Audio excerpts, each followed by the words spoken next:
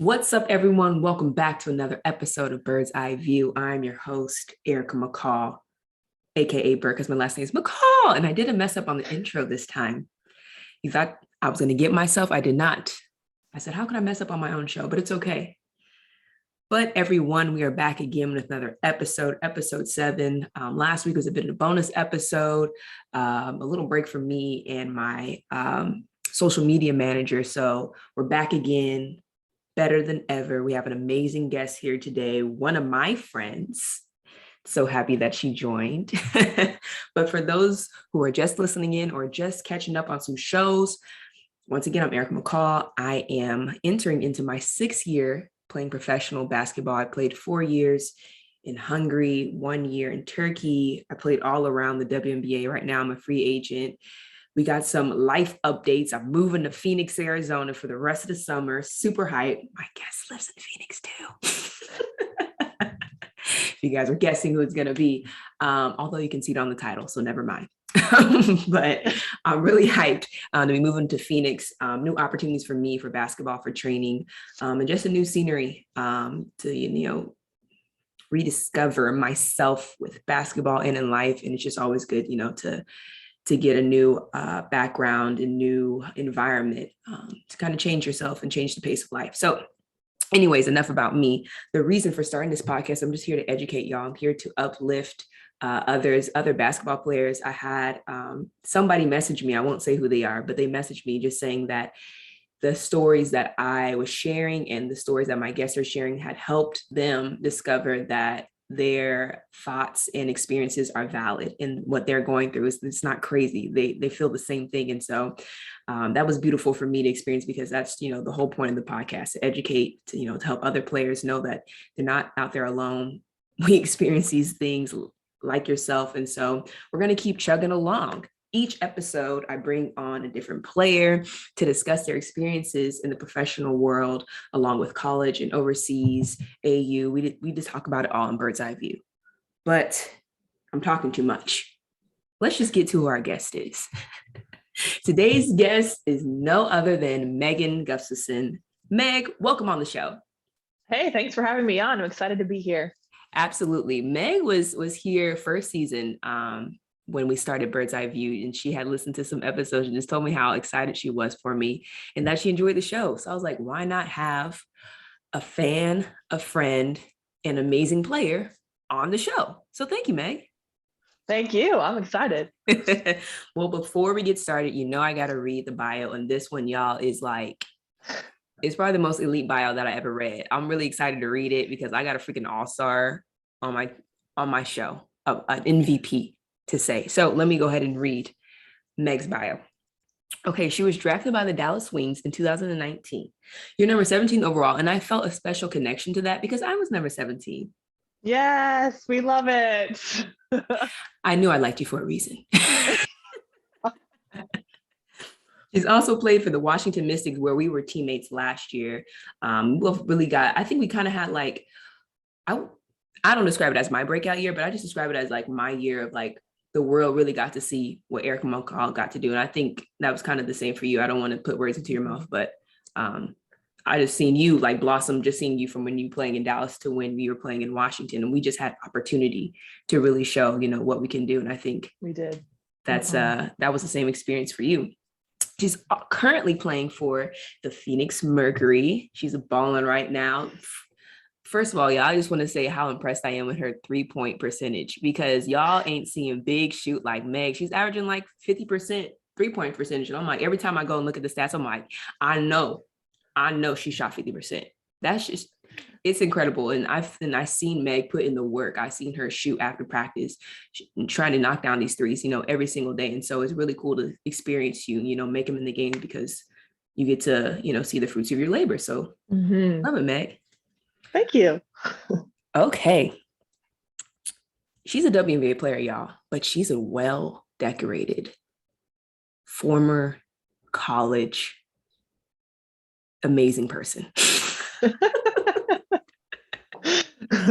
She was a 2019 Naismith Player of the Year, AP Player of the Year, ESPNW Player of the Year, first team All-American. She's 2-time Big Ten Player of the Year. And I thought this was pretty cool because I seen this, but I completely forgot that the Iowa Hawkeyes retired the number 10. You know how They freaking dope did. that is, Meg? People's numbers get retired. They do. But for yours to get retired so rapidly after you graduated means you did work. Means you are a freaking legend. The GOAT, literally the greatest of all time Iowa Hawkeye. How do you feel about It that? was an honor. I mean, it was an honor. I mean, I love my time at Iowa. The system that they have is a great way to kind of bring in players right away. And Coach Bluter does such a good job of making sure her system fits to the players and who she has.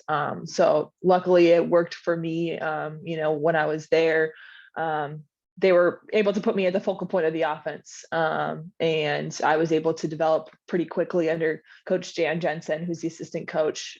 She's like a post-player whisperer, I would definitely say. She really is. I mean, she developed me, and then now she's been developing, Monica Sedano, and she's an All-American. So it's just really cool to see how that program is able to, develop players and then bring them to who they are even now. So I'm just thankful for the program. It was really cool when they retired my number. The announcement of it happening was right after my senior year, and I was able to fly in from Budapest, Hungary the next year to be there for the ceremony. So that was pretty awesome. That's freaking amazing. Wow. Freaking all-star on the podcast. Okay. Let me keep reading because we are an all-inclusive podcast. We also talk about overseas. And Meg has played in Poland, and like she just mentioned, in Hungary. We also battle against each other because, like y'all know, I played in Hungary for 4 years. So for 1 year, when she played for Chata and I was with Sexart, we would have some battles out there. You guys, I think we came in even. We were 1-1 in the regular season, from what I remember. And when they beat us, man, I was hurt. But the next time you guys killed us, and then I was so sad that I bought my corgi like the next day. You see how I inspire, and I didn't even put this on the bio, but we have Hanny's mom here as well. And for those who do not know Meg, I've never seen anyone love their pet the way that Meg does. It's a special kind of love, a special kind of passion. It's the way that if I had a pet, I don't think I'll ever get one, but if I had a pet, I would want to resemble the love that she has for Pancake Gustafson. She's my baby. She's legitimately my child. I definitely see her that way for sure. Oh, absolutely. Well, I'm sorry that we beat you, but I'm happy that inspired you. It did. It was like immediately that night. I was with my American teammate Emma Cannon and her wife Tia, and we were getting back, and I had been researching corgis for months overseas at that time, and that game just triggered me. I was like, I think we lost by 50 points. Yeah, it was really bad. I only had like 5 points, like probably one of my worst games in my career, and I was like, okay, we're getting the corgi. I took a bus overnight for like 10 hours to Poland. Got her, went to this complete stranger's house. It was raining. I had troubles finding their house. I was walking around in this rural like town. Got there, got Penny, and then hopped on a plane and got back that same night to Hungary. I'm telling y'all the things that overseas does to you. It's wild. It's you want to drive wild. 10 hours, but to find the love of your life. Exactly. It was worth it. Love makes you do some crazy things, y'all. And so does overseas. We'll get to that later at the end of the show. Okay, Meg, you know how we do. You listen to the podcast. It's time for a little game to get you loosey-goosey before the interview questions. Okay? All right. Today's game is titled Thoughts of an MVP, because I have an MVP on my show. And I just want to know some of your thoughts about it. Okay, what just goes through your head? Okay. When you were growing up, who was your favorite college player? Favorite college player. I mean, Brianna Stewart. I think she was just like somebody I wanted to be just like Maya Moore. I think those people. And then Sylvia Fowles and Tina Charles. Those are my two like post player people that I definitely looked up to. Okay, players, listen to that. See how she knows who other players are. She watched the game, growing up. And so she knew who she wanted to be like, who she wanted her game to resemble. Remember that, because there will come a point in Exactly. time when somebody asks you, who was your favorite growing up? Who was your favorite player growing Hmm. up? And people are like, I like LeBron. You're not Everyone competing knows against LeBron. LeBron. You are in the WNBA. Know some WNBA players. So Exactly. sorry. That's my little tangent. But I love those answers. Mine growing up was I haven't really watched college basketball really until like I was about to enter college. And Right. so I knew I was like, I remember like my first time watching Stanford. It's when they beat UConn at Stanford. They beat Mm. their like, I think it was the 89th, game that they won. And I was like, yo, this is dope. And that was my first introduction to Stanford, to the Luma K sisters. And from there, like I've just been a fan of them since. So mine are the Luma Ks. Nice. Nice. Okay, next question. Why do you wear number 10? Well, when I was a freshman in high school, this is really an underwhelming story, but I was on the volleyball team and a senior, originally wanted number 8 for some reason. I just liked that number. And a senior had already had it. And so the only, like, I remember all the jerseys were laid out on the stage. Everyone grabbed their numbers. I went up there.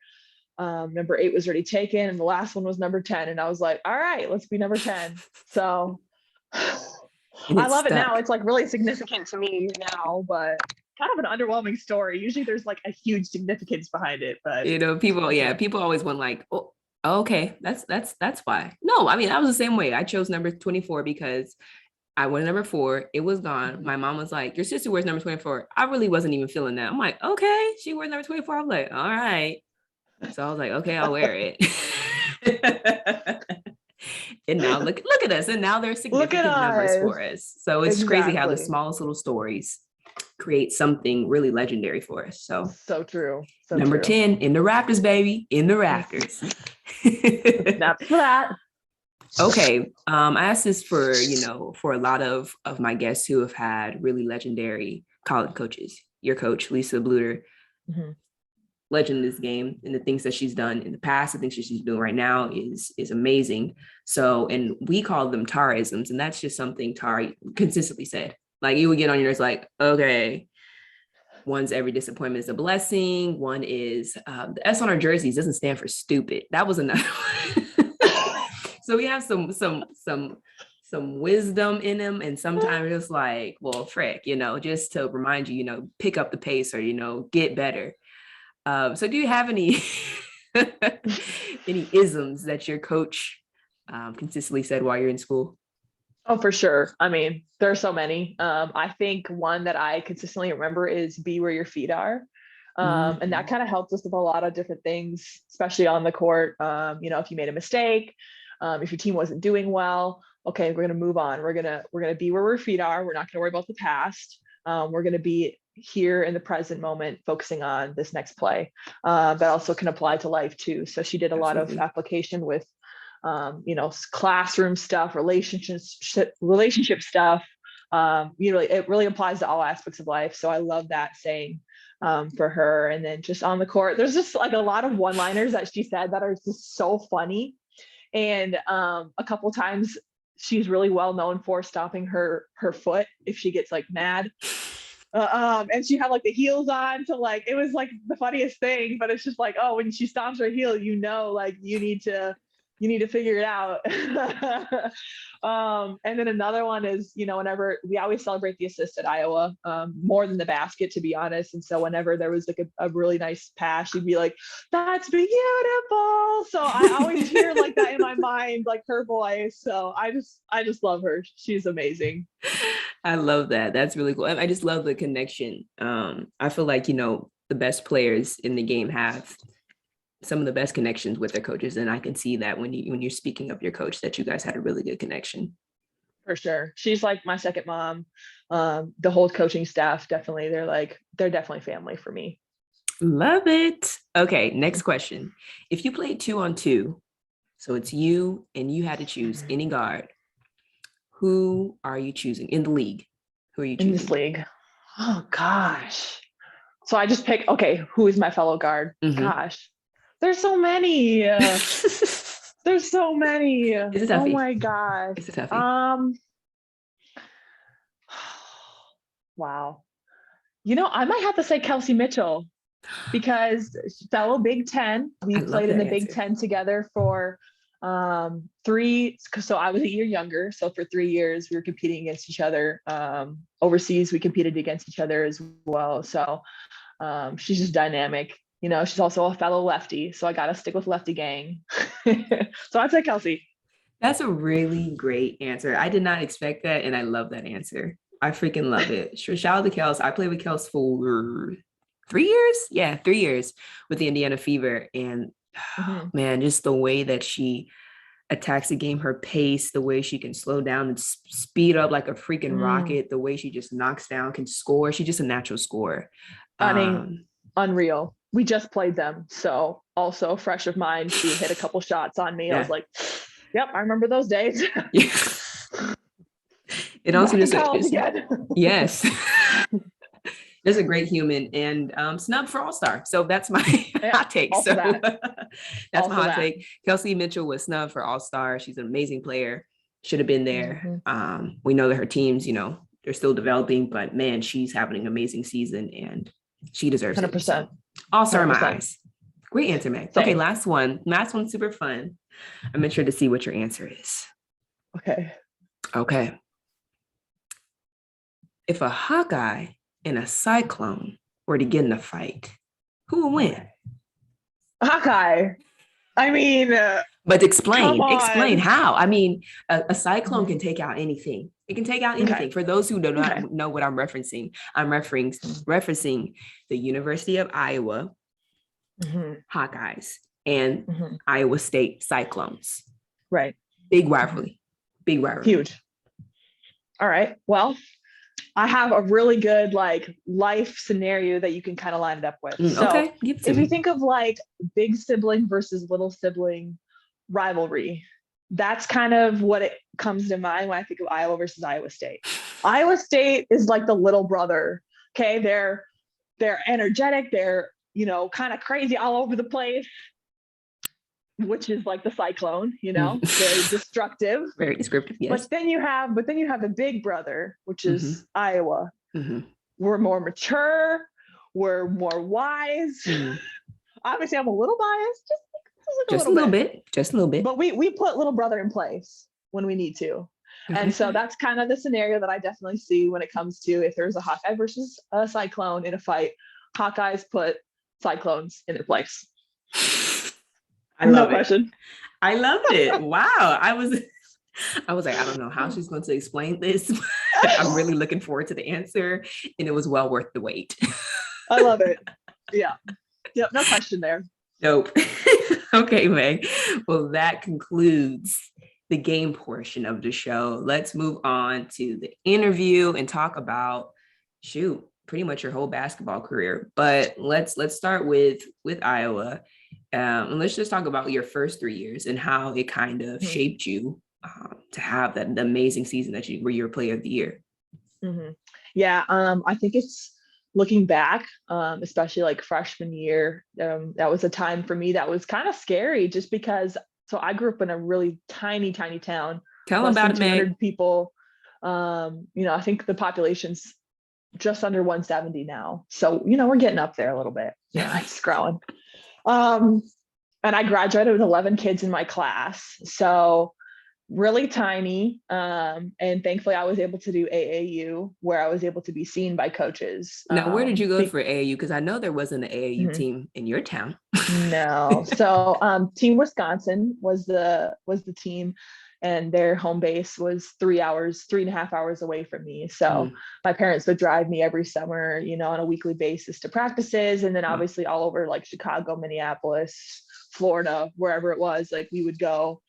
So I'm thankful for my parents for kind of putting me in that position to be seen by coaches. But I'm just going to pause right there. I'm going to shout out parents right now when their children live in smaller cities and they have to make the sacrifice for their child to drive miles to get to, where they need to be to practices for games.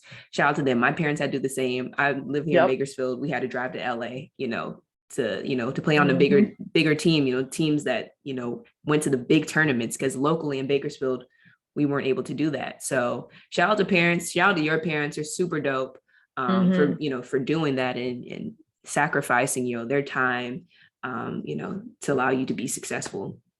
I mean, I wouldn't be where I am today without my parents, 100%. I mean, I wouldn't have been seen by coaches. I wouldn't have been seen by Iowa. I would probably still be in that town, which I love the town. It's cute. It's quaint. It's right next to Lake Superior. I love it there. But I definitely wouldn't be where I am today without them. Shout out to parents. Okay, sorry. Go ahead. Continue on. Freshman year. Right. Yeah. So the adjustment obviously was like pretty big, especially going to a university of 30,000 plus students. And, just trying to get used to that. I was pretty quiet. I was kind of to myself. I didn't quite know how to interact with new people, to be honest, because when you're from a small town, you just have those same people that and nobody else comes to that town. Yeah. So that was an adjustment. I remember one time we were doing like this team get together at a teammate's parents' house, and I was kind of off in a corner by myself, and my coaches were worried about me. They were like, oh, I don't know, like she seems to be kind of by herself. And one of them came up to me and she's like, are you okay? Like, we just want to make sure you're doing all right. And then I guess, I said, yeah, it's just like there are more people on my team right now here at Iowa than there was in my entire class growing up. So like it was an adjustment. But I had some awesome teammates that had some bigger personalities and they were very welcoming. And so when you have those two types of things come together, they get you out of your shell. And a lot of times, that kind of what got me going is just to get to know the girls, get to know everyone. And the fact that Iowa has such an overwhelming family atmosphere was so important for my growth early on in my career, for sure. Beautiful. Mm-hmm. Did you ever feel moments, I know a lot of freshmen, especially these days, when things they're really difficult to adjust to. Do you ever feel a moment that you wanted to transfer, or did you always know like, this is where I need to be? Yeah. I mean, obviously freshman year in college is hard, no matter what, even if you're a star playing right away, it's always a big adjustment, with the level of play, with new coaches, new system, everything. But no, I never felt that pull to be going, somewhere else. I fell in love with university from day one. I compared all of my college visits to Iowa. I was comparing everything to them, and it was my dream. So I love it. And I believed in my coaches, and I believed that they could develop me to become a big time impact player. Yeah. So freshman year, you got some big minutes. Did you feel like a huge responsibility as a freshman that you needed to, perform every night? I think a little bit, just because the year before I got there, they graduated a pretty big time senior class.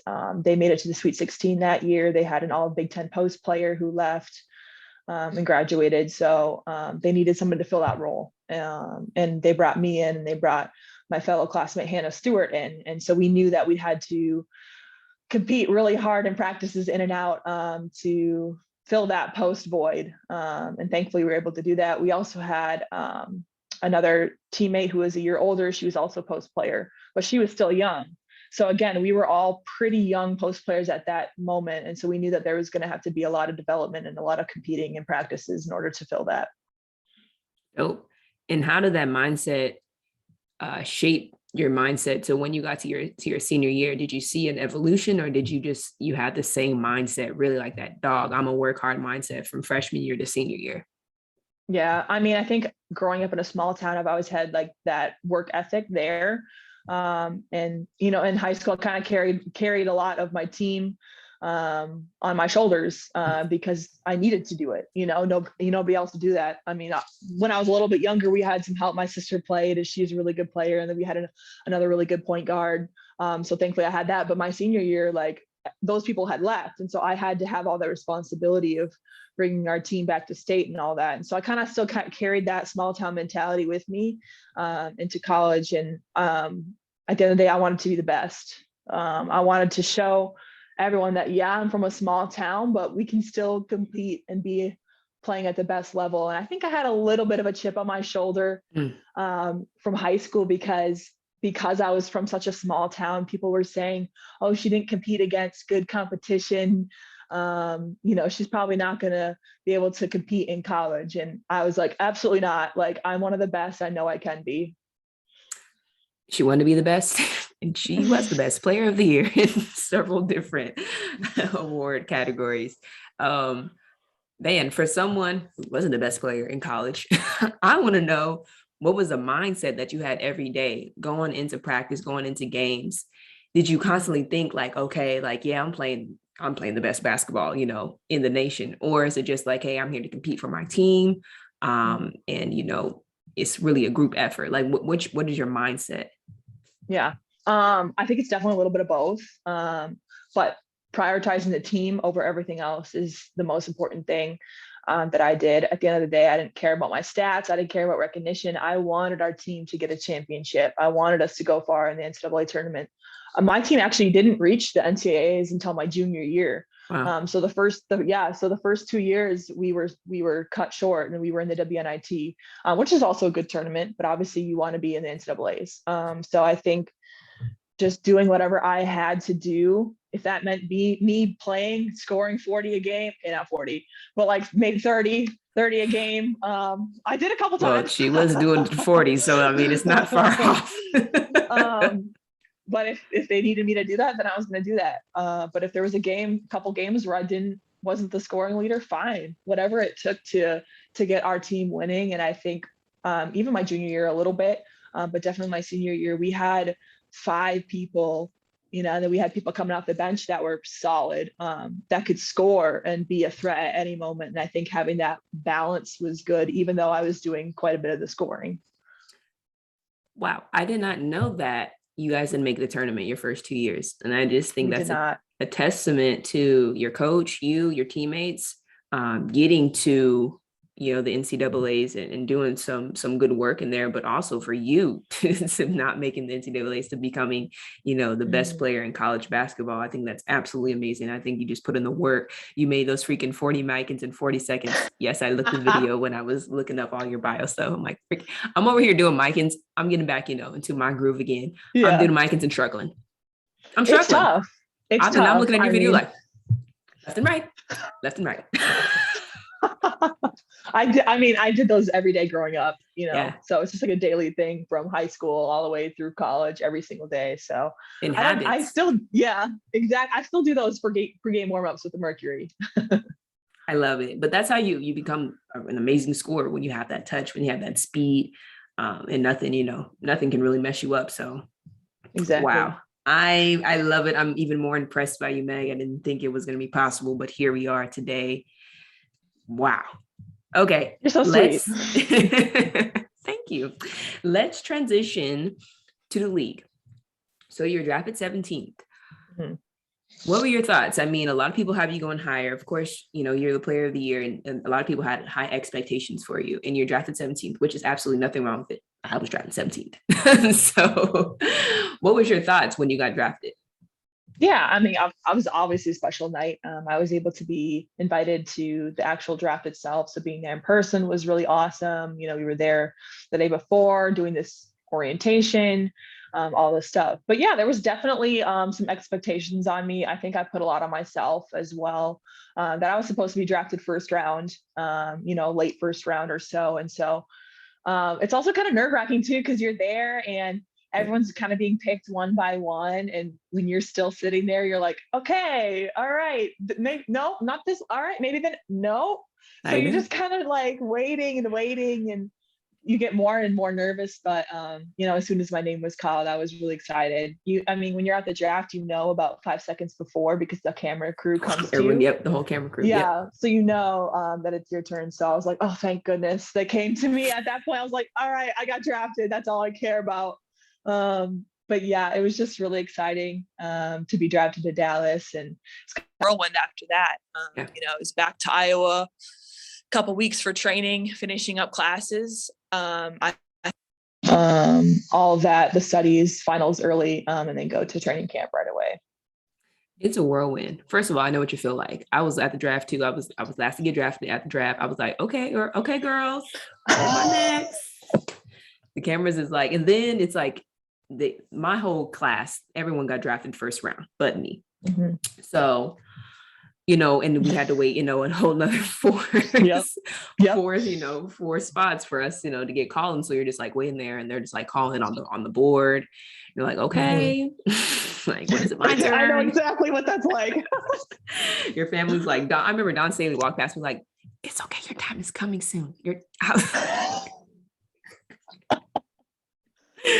I was like, okay, all right. But man, when your name gets called, it's such a dope moment. Like, you don't even care what the number is. Like, wow, your dreams have come true. Your hard work is paid off, and it's beautiful, especially when you're at the draft too. It's like, man, like, I seen this on TV. My sister was drafted, and so I'm like, man, it's just so cool. I was worried I was gonna like fall going up the stairs. I was like, all right, Meg, do not like make a mistake. Like, do not miss a step and be all clumsy.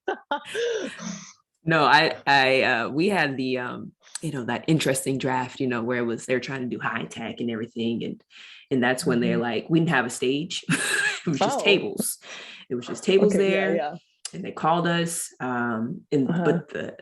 But whoever was announcing, like the commissioner who was announcing it, was like way over there. Like, we didn't even see her, and so it was just a really unique experience. So I didn't have to worry about falling. Literally, all I had to do was stand up and just like look around and be like, thank you to my friends and family, because everybody else was in the back chit chatting away, getting interviews. Right. Like, thank you. I know. Thank you, family. That's hilarious. I remember, I was the last one waiting, and everyone was already doing media interviews. Yeah, I'm like, okay, so what do you do? Like, okay, here is Erica, this is what you're gonna do here. Everyone's already done it, just having fun, turning up. But you know what? What's meant for us is meant for us, and we're here today, still balling. You're in the league, shooting 50% from the three. So I'm trying. What they gonna say now? Okay, so after you got drafted, Indian waived from Dallas. But you had a really amazing opportunity to play for TBT, which is the basketball tournament. For those who don't know, it's a really big tournament in America where teams compete for $1 million. I think it's up to $2 million now. And you had the opportunity to be the first woman to play in the TBT. How did that opportunity come about? Yeah. So this was only about a few days after I got cut. I was back home. I had basically turned off all social media. I knew my Iowa fans were going to be out with pitchforks fighting for me. I know, because they're the best, but they're a little bit overwhelming at times, especially on social media. And so I was like, let me just turn off social media. I'm going to go home to my little town, spend time with the family. And I had a former Iowa men's basketball player, Nick Bear. He reached out to me, and he asked, if the coach of the TBT, the Iowa TBT team at the time, could call me. And I was like, sure, why not? I mean, I'm not doing anything. So he called me. He's like, yeah, we'd love to have you on the Iowa TBT. I think it was called Iowa United TBT at that time. We'd love to have you come for this coming summer. We have a lot of really good guys that have played overseas, obviously some former Iowa players all over the place. And I was like, that sounds really cool. And the fact that you could get a lot of money if you win, I was like, sure, that would be awesome. And he's like, yeah, you could be the first women competing in this tournament. And I was like, all right, let's go, let's do it. So I had all the plans to be training with them beforehand. I think that we were going to be training in, maybe it was Des Moines, Iowa, before going to wherever the first game was. So I had all the plans to be going, but then Dallas called and off I was. And I said, all right, maybe sometime in the future when I'm off a WNBA team again. So who knows, maybe someday I'll find my way back to that tournament. Yeah, I don't think they've had a woman competing there. So I think your spot still holds, and I want to see you compete, because that'd be freaking amazing. Man, to see a woman compete with men, and wow. I remember when I heard that, I'm like, okay, Meg. I didn't know you then, but that was what I was calling you.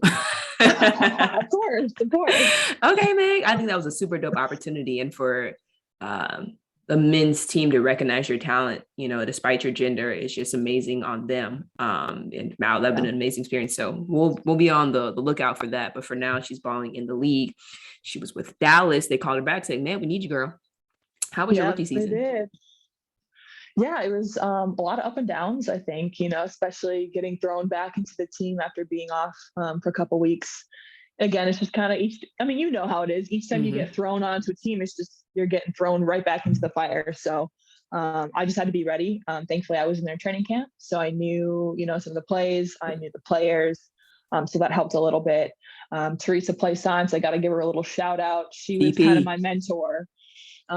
She definitely was that person always helping me out, making sure I had rides, making sure that I was okay on the court, off the court, all of it. And she's still to this day a really good friend and a supporter. So I love her to death. And she definitely made my transition with Dallas so much easier. But yeah, we were struggled a little bit, I think, in my first year with them. But we kept fighting. Dallas is always known to be a fighter, no Yep. matter what. So it was a good opportunity for me to embrace that kind of chip on your shoulder type mentality to continue that for sure.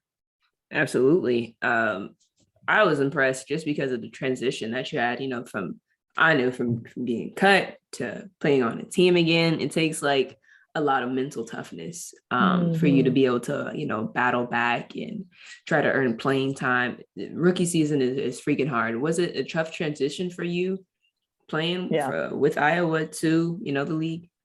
Yeah, it was definitely a transition, going from being National Player of the Year, playing 40 minutes to not even getting in the game a lot of the time. And a lot of things had to change behind this to be going behind the scenes, getting in the gym before and after practices, being the first one there, last one to leave. There was a couple times my Dallas coach kicked me out of the gym because he's like, you need to go home. You need to stop. I was like, okay. So I think just making sure I was consistent in my work ethic, from what I had at Iowa was really important, even though I wasn't the start of the team, even though I was the end of the bench, like the last person, like even less than that, basically. But you know what? I try to take my advantage of my opportunities when I did get in the game, and they went well. So I think just kind of holding on to my work ethic was really, really important mentally too. Celebrating yourself too. I think when you have a good workout, even if nobody's watching, like you can Mm, celebrate that and feel good about your progress that you made, even though nobody's watching, nobody actually cares. But you do. And I think that's really important at the end of the that's day is being beautiful. able to celebrate yourself, and to keep moving forward. That's really dope that you mentioned that because I think myself, rookie through my third year in Indiana, I'm like, oh my gosh, this is absolutely terrible. I'm playing like trash. Like I have to have this like high expectations on myself. So I'm like, I have the worst performance Mhm. anxiety when I get in the games. Like I miss the simplest layups, and just like it's true. Like when you have like these good practices or these good workouts Yes. with the team, you're like, man, okay, I can do Mhm. this. I'm still a darn Exactly. good player. And it's those workouts that people don't see, or when you're in the gym at like 7 in the morning. I was working. Shout out to Chrissy Side. She coaches for Atlanta now. We were in the gym every off day, like getting it Hmm. in, and just her reminding me that like, Bird, like you're a good player, and like just pushing myself to get better. And just it just made me mentally tough. Those workouts are freaking hard. I dreaded them, but afterwards, Same. like, all right, I made it through. Mhm. I'm gonna be good. I'm still doing these workouts, by the way. I'm still doing them on my off days. I'm like, yeah, well, that's okay. I'm just gonna keep getting better every day. It's those little things. You put in the work, like you said, you were in the gym before, you're in the gym after, you're doing the shoot arounds, you shoot around extra, like it's just extra, extra, Yep, extra. But always.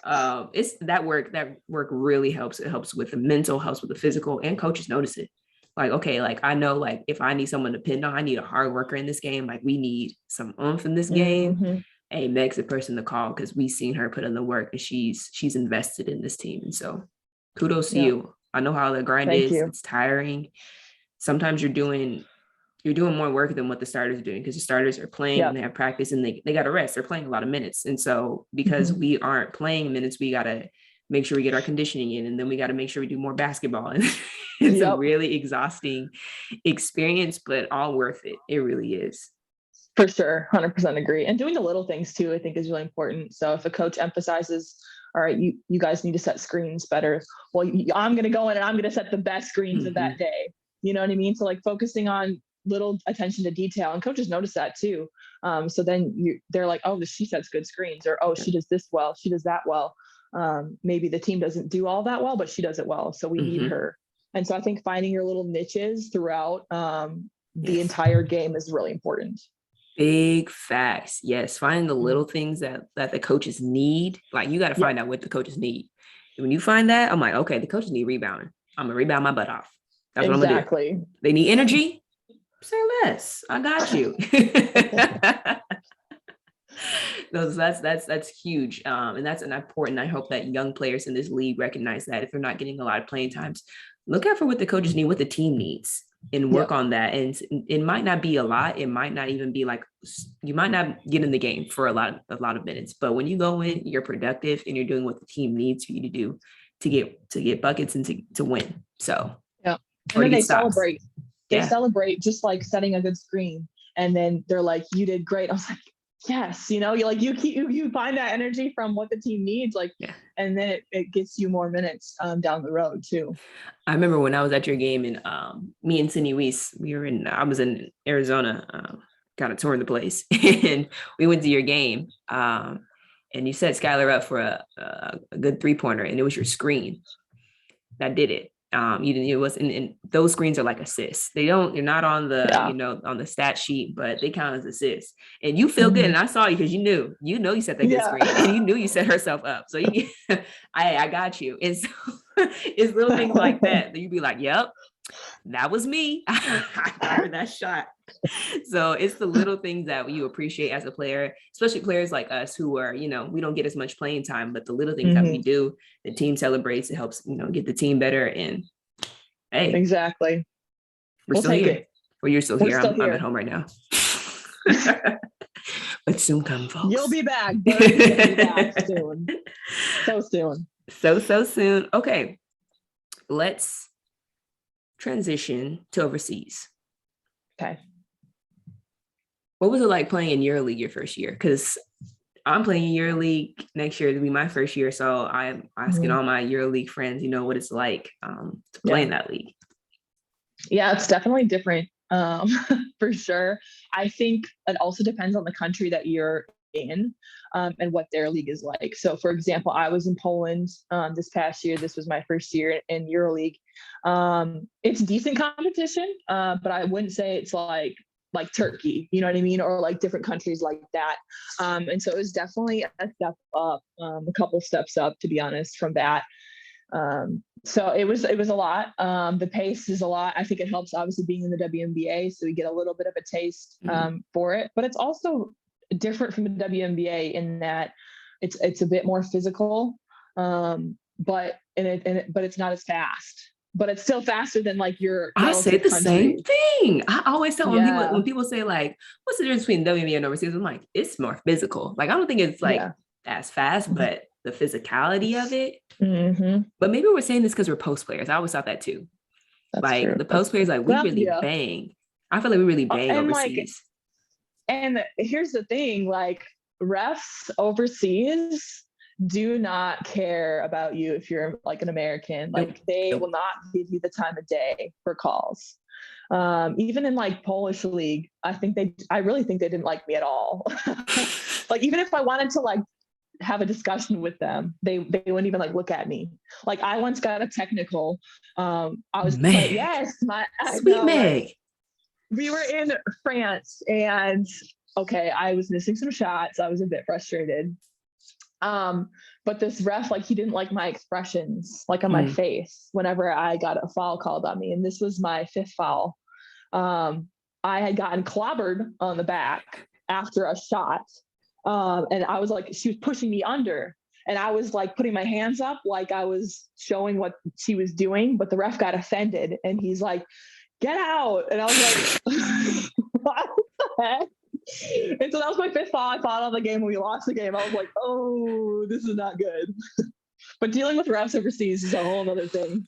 Complete different experience. You're trying to communicate with them, English isn't their first, they understand English, but it's not their first language. So of course, like they have a better connection, the Turkish player, well, when I was in Turkey, but the the players of that country can communicate better with the refs, because Exactly. they speak the same language as them, and it can be difficult. I mean, I played in Hungary for 4 years, so the refs got used to me. I'm used to seeing the same refs, but in Turkey it was different. I remember my first game, I got like pushed in the back. I'm like, what the heck? Like, I don't know if this is just Turkish style basketball or if you refs just don't know Erica McCall yet. In America, that's a foul. Right. So it's just a complete mismatch. And even I was telling to somebody, like, even the players, like, they don't like Americans. Like, I mean, your teammates do, but like some players on other teams, like, okay, yeah, because they think, okay, yeah, she thinks she's American, like she think like she can just come over here and just do whatever she wants in our country, and that's not gonna happen. And that's the mindset some of the players, and they're not going to take it easy on you. Matter of fact, they take it harder. Oh, way harder. I think in EuroLeague, especially, that's like amplified too. I mean, everyone's kind of pitted against each other. And it's a really fun environment. I think the fans make it really fun too, overseas fans, just because I don't think there's any regulations on anything. Like, they can bring trumpets, drums, whistles, like cigarettes, anything you can imagine, cigarettes, beer, like all of it. So it makes it for a really fun atmosphere. But I think also the traveling too kind of takes a toll as well, is just because, overseas setup, it's one game a week in your country, and then you're playing one game a week at least, in EuroLeague. So it's 2 games a week. You're flying for part of it. You have to come, the turnaround's quick. So it's definitely a lot for sure. And that's what I'm going to have to adjust to again, is playing 2 games a week. Because in Turkey, I was just playing 1 game a week. Yeah. It's long. It's long and draining because it's just like, practice. But hey, we only had to fly probably about 5-6 times in Turkey because, everything's pretty close, or we would drive.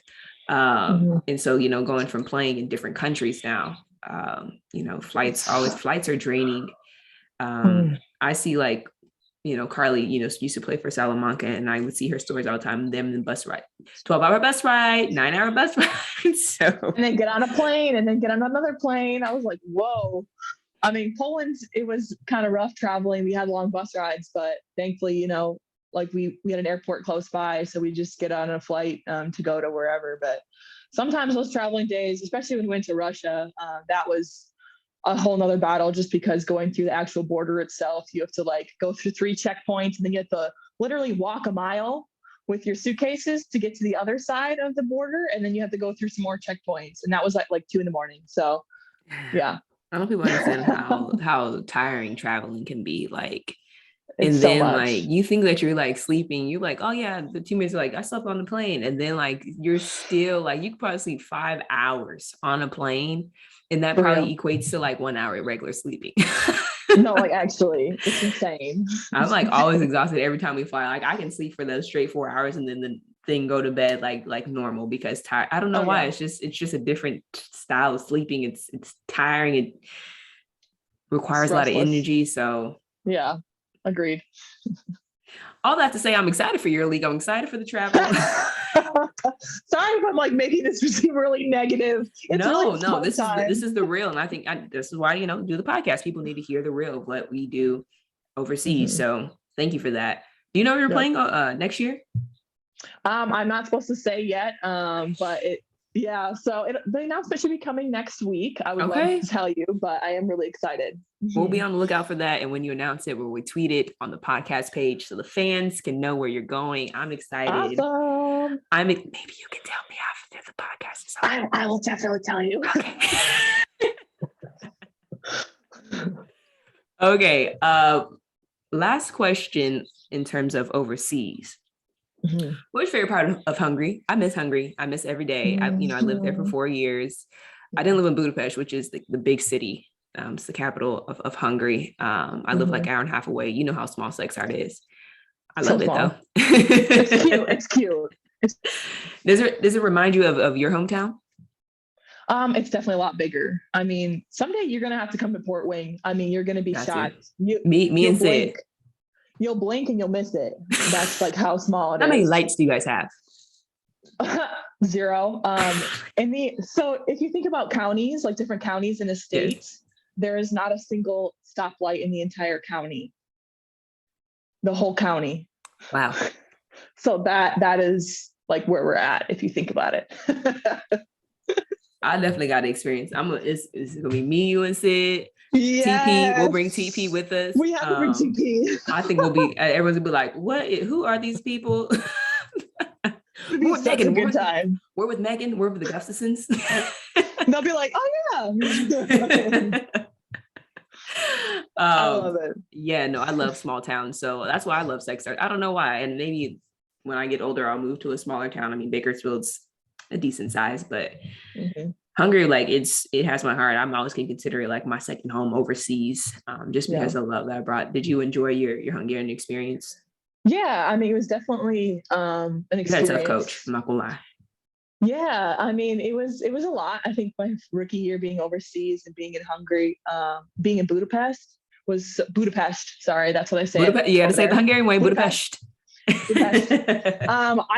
I can't remember if I lived on the Buda side or the Pest side. I think it was the opposite side of the castle side. I don't know if you know, like I never knew what the Buda, like in Turkey, I know like what's the European side and the Asian side, but I never knew what the Buda and the Pest side was. I'd have to look it up, but it might have been in Pest where I was, but and like where the gym was. But I love like the castles.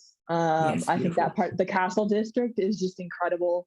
And then being on, I can't remember the name of the famous bridge. Maybe you would know, with like the lions on it. Fun fact: I don't know any Budapest fun artifacts or anything because we probably went there like 10 times. I mean, probably more, but you know, like because we were in sex art, we stayed in sex art. Right. We went to Petch a couple of times, so okay, that was something. Yeah, the fashion street or the fashion square in that part. Yes, beautiful, pretty amazing. I had a stick shift though. That was my first year driving. Tell us about that. Oh boy, I rolled down a hill once in the middle. It was like 10 p.m. I was screaming. Thank goodness there was nobody behind me. Thankfully, my family came during Christmas, and he taught me a little bit. So that totally helped because before that, I didn't even drive. I was like, I'm not driving this thing. I refused. So then they try to give me. I'm like, no, I'll walk. No, that's what I did exactly. I would walk everywhere, take the bus or the tram or whatever. But once I got that figured out, it was okay. But that was definitely another thing. And because Budapest has a lot of hills too. A lot of hills, yeah. It's very hilly. Mm-hmm. Yeah, I refused. I put on my contract. I walked all my first year. I mean, sex art's small, so it's not like I was walking far, but I walked everywhere. I walked in the snow, I walked in the rain, like I refused to drive. So in my contract for the next 4 years, I was like, a stick shift. I mean, like automatic only, please. Automatic. Yeah, I know. Yeah. Like in Poland, automatic. I was like, I cannot. I mean, I can do stick shift now. It's sometimes fun, but like, I don't want the stresses of if something goes wrong. Oh, absolutely. I mean, I think you would have been fine driving in sex art stick shift. People would have been honking at you, but I hate it. That's the one thing I hate about living in sex art is that there was a driver's school. Oh, geez. So it was a driver's school, like in the city. So there was like constant sex art, such a small city. So you're going to run into a learning drive everywhere. And I was just like, oh my gosh, everywhere we go, like a stressful learning driver. But I have to remember that was me one time. Right. Goodness. Throwback. Time flies. Oh, exactly. Well, Meg, that wraps up the interview. I have one last question. Okay. What would you tell a young girl who wants to be the best player in college basketball? What advice would you give them?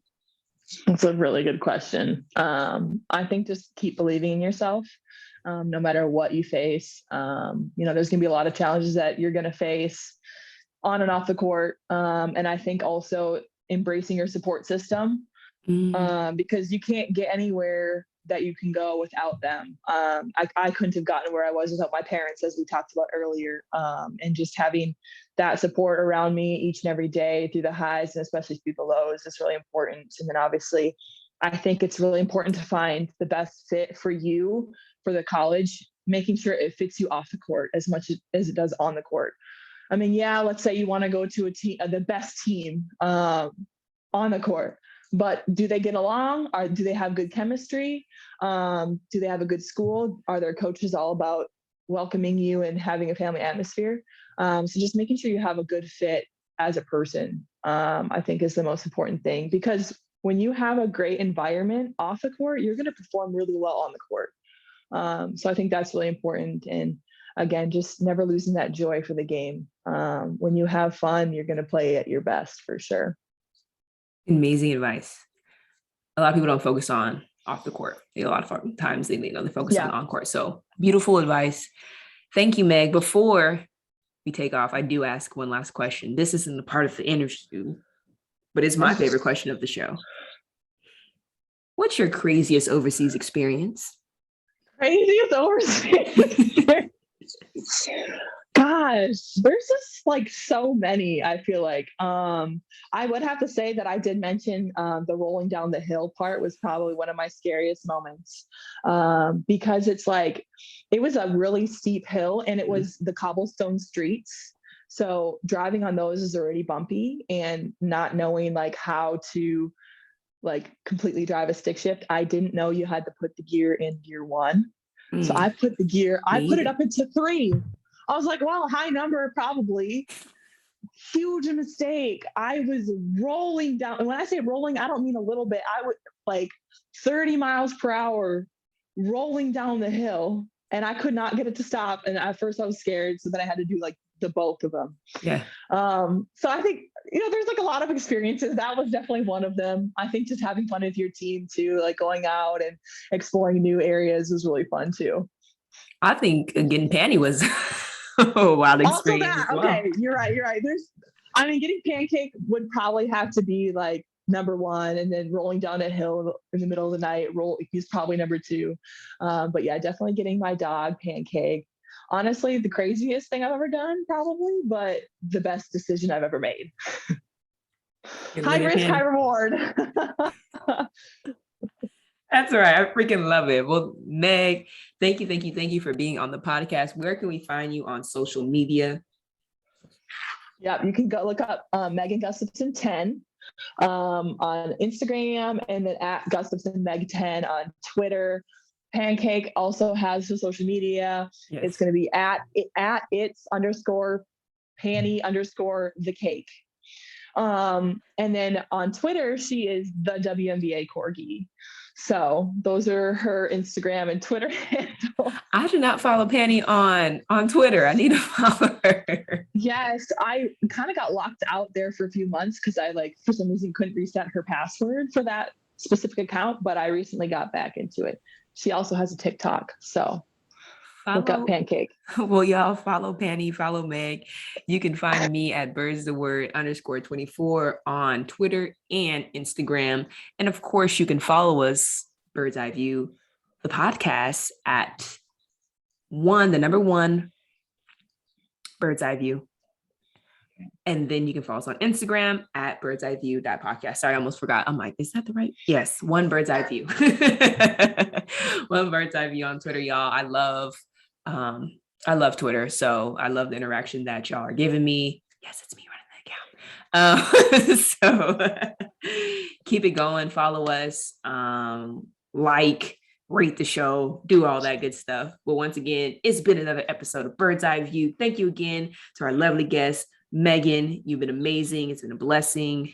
Deuces. Thank you so much.